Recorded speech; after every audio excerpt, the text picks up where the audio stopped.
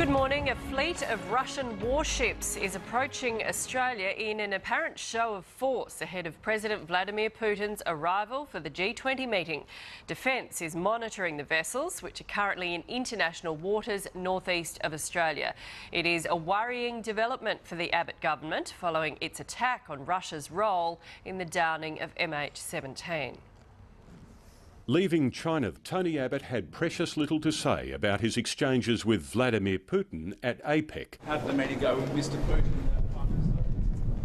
I think he respects our position. In fact, the Prime Minister likely already knew of a developing security issue that could take his problems with President Putin to a whole new level. 7 News has been told 4 Russian warships are bearing down on Australian waters, led by the guided missile cruiser Varyag, flagship of Russia's Pacific Fleet. Seen here displaying its firepower on a recent exercise. Also heading south, the destroyer Marshal Shaposhnikov. It's not short of firepower either, here attacking Somali pirates.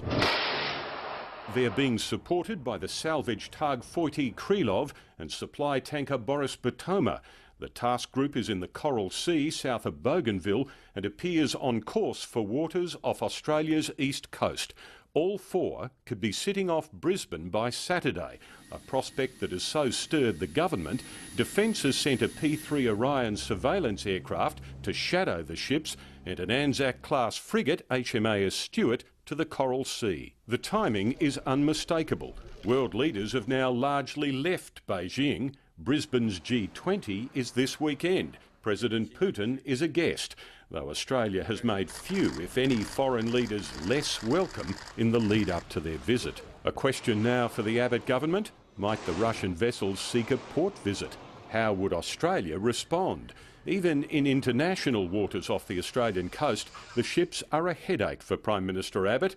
Right or wrong, they will be read as a pointed comeback to the PM for his leading the charge in the MH17 case. Prime Minister Abbott's office says his 15-minute one-on-one with the Russian president directly tackled Russia's apparent links to the July MH17 atrocity.